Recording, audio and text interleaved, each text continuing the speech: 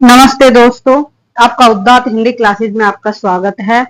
और हम संत साहित्य पे हमारी चर्चाएं चल रही थी संत साहित्य के ऊपर। संत साहित्य में हमने कबीर, रैदास, नामदेव और मलुकदास, नामदेव, ये सब हमने पढ़ लिए हैं। आज हम पढ़ेंगे संत साहित्य में वह कवि जो मतलब कि साहित्य के अंदर श्रृंगार के घोर विरोधी है।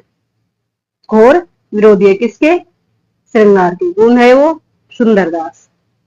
सुंदरदास। आज हम सुंदरदास के ऊपर चर्चा करेंगे। देखते हैं कि सुंदरदास है ना, इनके जन्म तो हुआ था राजस्थान में, मारो राजस्थान, मारे राजस्थान में, रंगीलो राजस्थान, राजस्थान के दौसा में हुआ था इनका जन्म। जन्म कहाँ हुआ था? 1596 में राजस्थान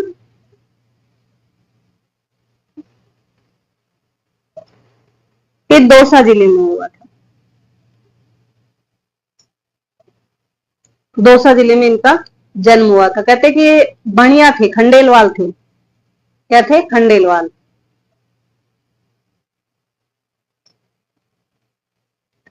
खंडेलवाल थे मतलब बनिया। और ये दादू के शिष्य थे। जो बोलते हैं कि ये 6 वर्ष के थे ना, तभी ये दादू के शिष्य हो गए थे। किसके शिष्य थे? दादू के शिष्य थे। दादू दयाल जो है उनके शिष्य थे।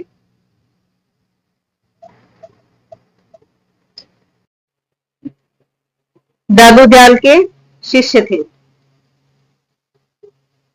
कहते कि 6 वर्ष से ही इनके मतलब शिष्य हो गए थे, आयु से ही ये इनके शिष्य हो गए थे। यदि इनके माता पिता की यदि हम बात करते हैं तो इनके माता पिता कौन थे? माता पिता, देखिए माँ हमेशा पहले आती है ना, माँ पहले आती है हमेशा। माता सती और पिता कौन थे? परमानंद।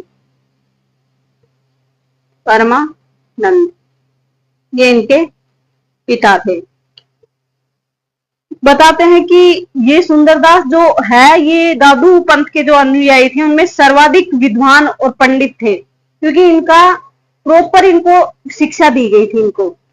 तो बताते हैं कि जब इन्होंने प्रॉपर शिक्षा ली थी तो इनको सबसे ज्यादा सर्वाधिक जो संत है उनमें सर्वाधिक ये क्या थे?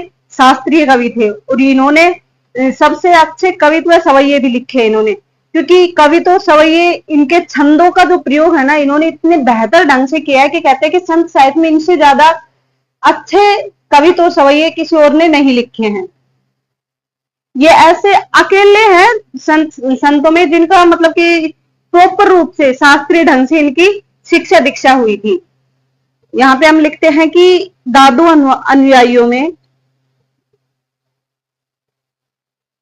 दादू पंथ के अनुयायियों में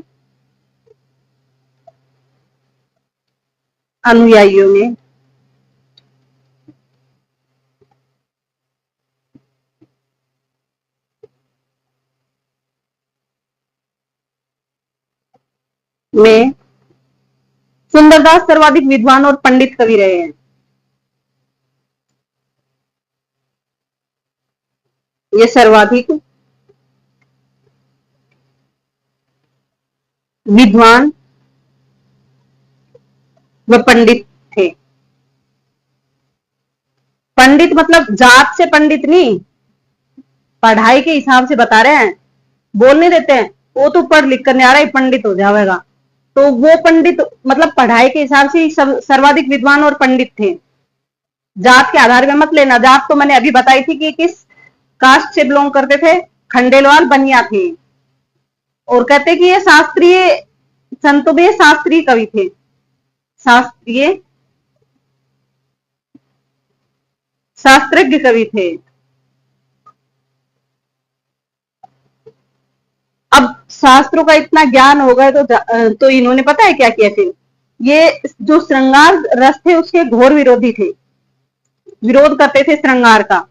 और इसीलिए इनको श्रृंगार का घोर घोर विरोध करते थे। इसीलिए इन्होंने नंददास की जो रस मंजरी है और केशवदास की रसिक प्रिया है, उसकी उन दोनों रचनाओं की एक और थी, वो क्या बोलते हैं, सुंदर कविराय की जो सुंदर श्रृंगार जो रचना थी, ये तीनों रचनाओं की इन्होंने घोर विरोध किया है, इन तीनों रचनाओं, क्योंकि ये श्रृंगार रस के घोर विरोधी थे सुंदरदास।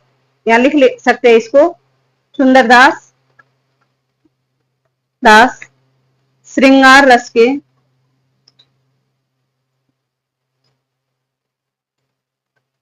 के घोर विरोधी थे,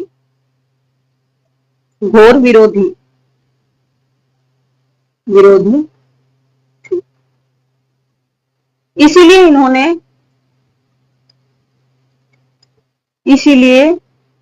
इन्होंने मतलब सुंदरदास ने श्रृंगारिक रचनाएं जो थी, श्रृंगारिक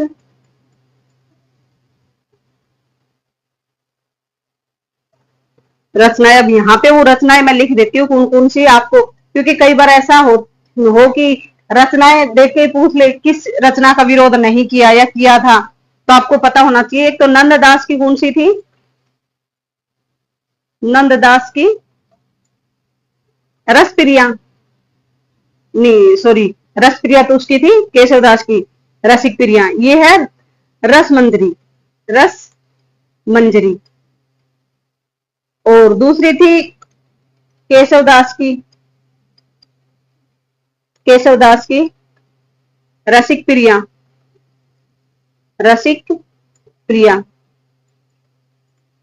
और तीसरी रचना थी, क्योंकि इतना अच्छा क्वेश्चन बन सकता है यदि ये तीन रचनाएं दे दे और एक कोई और दे दे, किसका विरोध नहीं किया, तो बहुत अच्छा क्वेश्चन बन सकता है ये। सुंदर कविराय, इनकी रचना थी सुंदर श्रृंगार,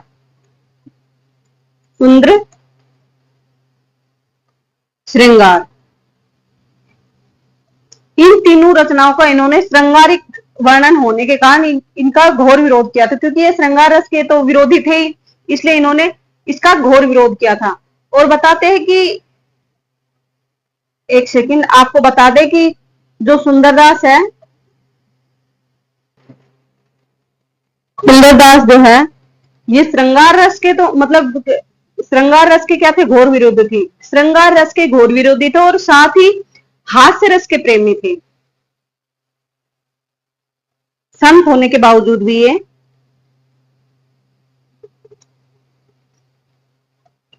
क्या थे, हास्य रस के प्रेमी थे, हास्य रस के प्रेमी थे।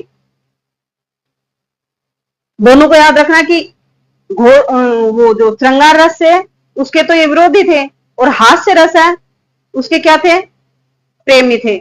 कहते कि इनका संतों में एकमात्र संत हुए जिनकी शिक्षा शास्त्रीय ढंग से संपन्न हुई थी। संतों में अकेले ऐसे संत हैं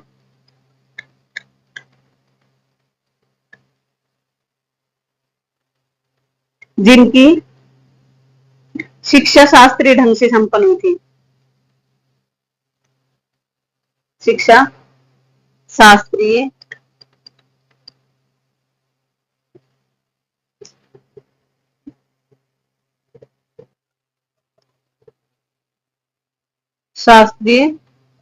ढंग से संपन्न हुई थी।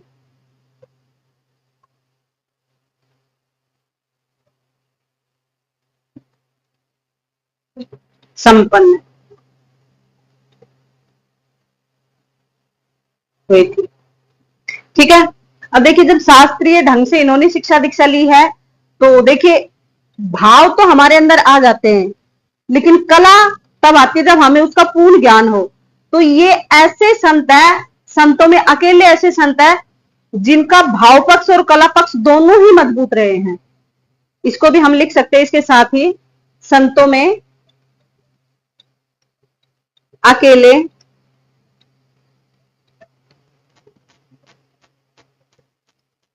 संत है जिनका भाव पक्ष व कला पक्ष दोनों ही सशक्त है, भाव पक्ष व कला।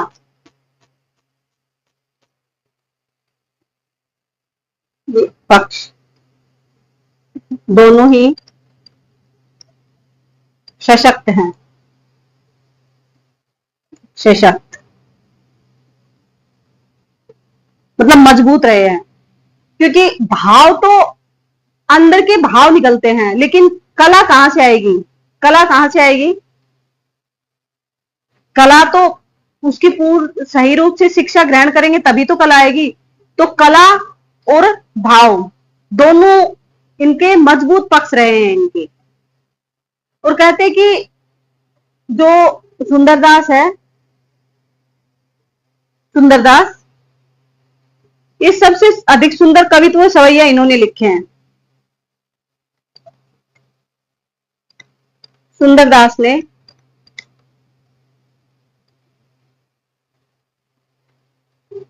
सबसे अधिक सुंदर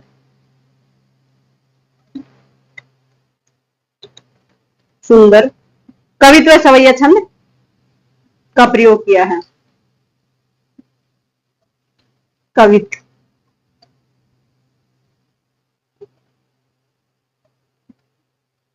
एवं सवैया छंद, सवैया छंदों का प्रयोग किया है, प्रयोग किया है। ये कहा जाता है। और कहते हैं कि इन्होंने जो लिखने की, जो कविता लिखने की जो परिपाटी थी ना, उसको भली भांति ये परिचित थे, क्योंकि जब इन्होंने शास्त्रीय ढंग की शिक्षा ग्रहण की है तो इनको किस प्रकार से मतलब कविता लिखनी है, कैसे छंदों का प्रयोग करना है, ये सब चीज इनको भली भांति आती थी। तो ये पंक्ति भी आप लिख सकते हैं इसके नीचे। फिर मैं आपको इससे संबंधित कुछ महत्वपूर्ण पंक्तियां हैं वो आपको लिखवा दूंगी। कि कहते हैं कि कविता लिखने की परिपाटी ये भली भांति जानते थे। कविता लिखना ये भली भांति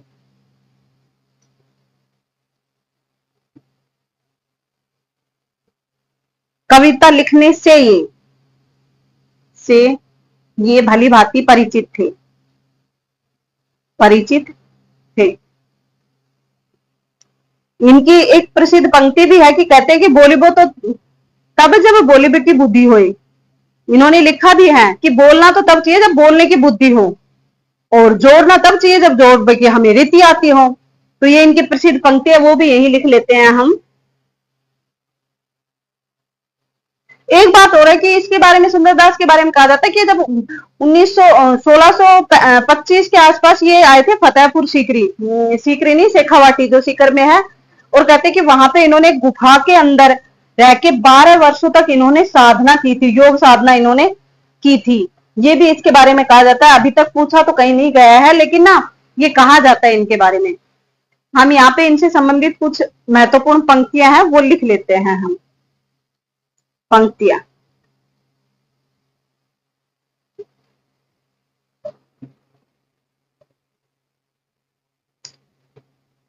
बोलिबो तो तब, बोलिबो तो तब जब बोलिबे की बुद्धि होए।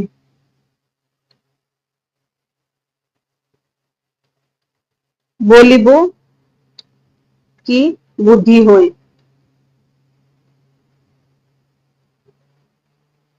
बुद्धि होए। बाकी तो एक से ही काम चल जाएगा। जोरिबो तो जब, जोरिबो तो जब,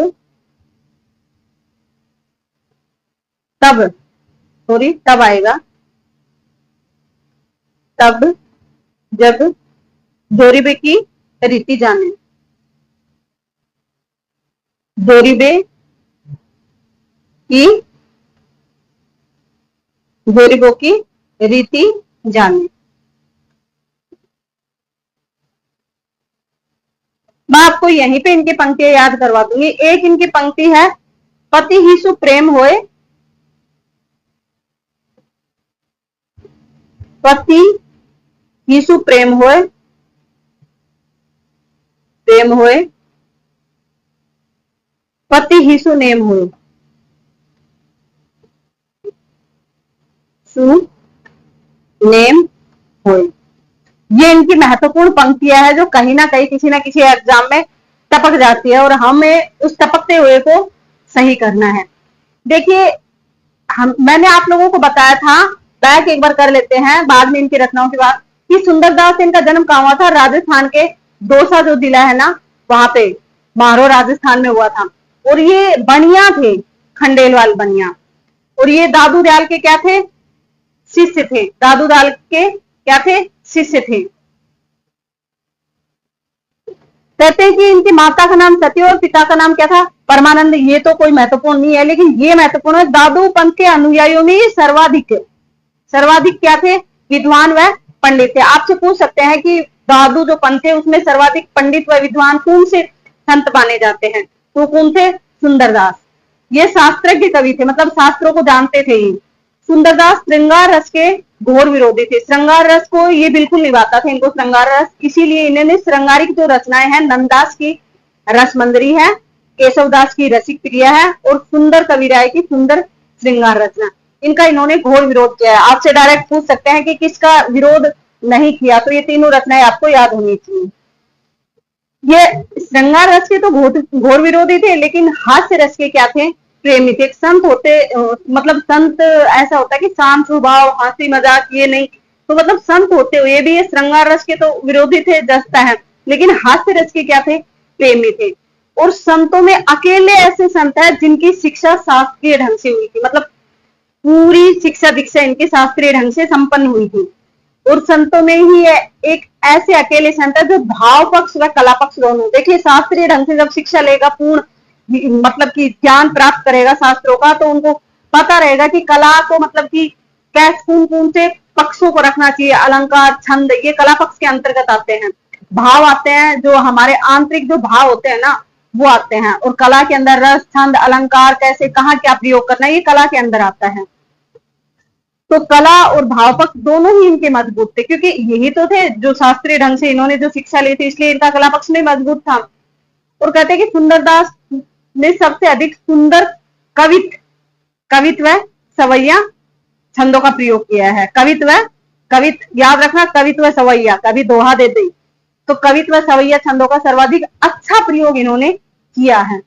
और जो ये कविता लिखने की जो परिपाटी, मतलब कि कविता कैसे लिखनी चाहिए, कैसे छंदों का प्रयोग करना चाहिए, कैसे क्या मतलब कविता के भाव होने चाहिए, इसकी इनको भली भांति ये इन चीज से इनको जानते थे, परिचित थे इन चीजों से। और कहते कि जब शास्त्रीय ढंग से इन्होंने शिक्षा दीक्षा ग्रहण कर ली, तो बता रहे हैं कि बोलना तभी चाहिए जब आप लोगों को बुद्धि हो इस चीज की, और जोड़ वो तब जब आपको जोड़ने की रीति आती हो। ठीक है, मतलब शास्त्रीय ढंग से जब पढ़ा लिखा विद्वान हो जाता है तो वो बोलता भी है। तेरे को बोलना ही नहीं आता, क्यों बोलता है फालतू? इसी प्रकार इन्होंने बोला है कि बोलबो तो तब जब बोलबे की बुद्धि हो, जोड़बो तब जब जोड़बो को रीति जाने। ठीक है, ये आपको याद हो जाएगा। अब हम देखते हैं पति के ऊपर चलते हैं कि पति के बारे में क्या है।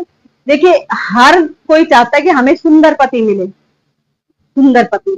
ठीक है, और ये सुंदर क्या है? सुंदरदास है हमारा। और पति क्या है? ये रहा हमारा पति। अब कहते हैं कि पति ही सु प्रेम होए, पति ही सु नेम होए। होगा यार, सुंदर पति चाहती है हर लड़की, तो इसलिए सुंदर पति, सुंदरदास और पति ही सु प्रेम होए, पति ही सु नेम होए। ये हुई सुंदरदास के बारे में मुख्य बातें। अब इनकी रचनाओं के ऊपर हम आते हैं। कहते हैं कि इनकी जो रचनाएं थी, 2 चर्चित रचनाएं इनकी मानी जाती है। वैसे तो इन्होंने कितनी रचनाएं की हैं? 42 रचनाएं इन्होंने की है। माने जाते हैं कि इनकी 42 रचनाएं इन्होंने मानी जाती हैं, लेकिन 2 महत्वपूर्ण है। एक तो ज्ञान समुद्र,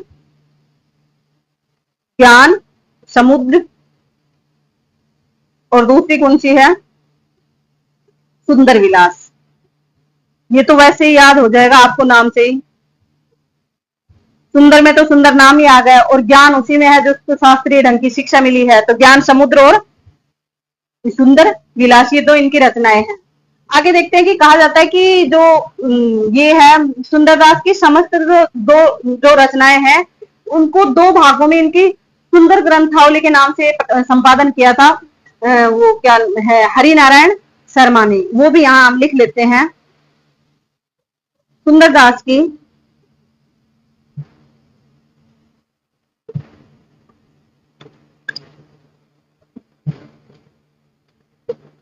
सुंदरदास की समस्त रचनाओं का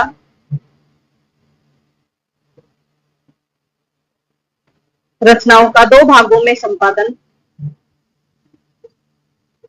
भागों में संपादन हरि नारायण शर्मा ने किया था। हरि नारायण शर्मा ने किया।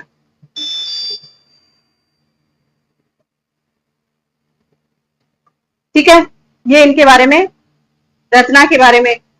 और कहते हैं कि ये जो क्या है सुंदरदास, इनके बारे में शुक्ल जी कहते हैं कि इनकी भाषा शैली और कविता के आधार पे इनके कहते हैं कि इनको सुंदरदास की कविताएं जो है उनकी प्रशंसा करते हुए कि इनकी भाषा शैली और कविता बहुत ही बेहतरीन है। तो यहाँ पे हम लिख सकते हैं कि शुक्ल जी ने क्या कहा है, जिस प्रकार से क्वेश्चन आता है हम उसी भाषा में लिखेंगे। या तो क्वेश्चन आएगा शुक्ल जी के अनुसार सुंदरदास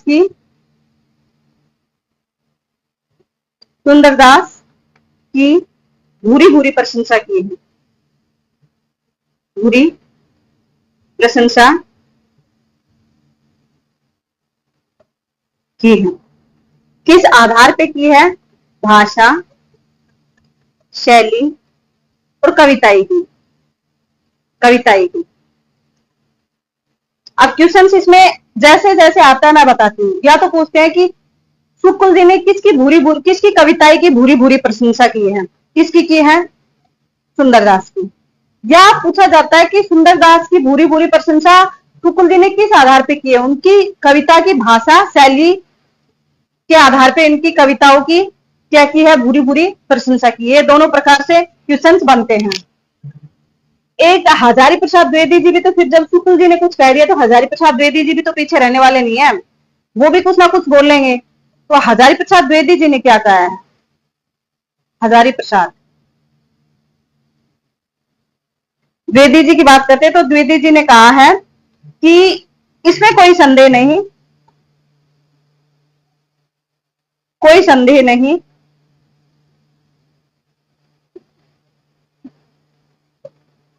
नहीं कि शास्त्रीय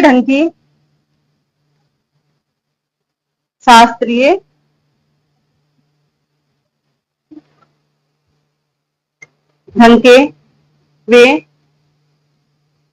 एकमात्र निर्गुणिया कवि हैं। एकमात्र निर्गुणिया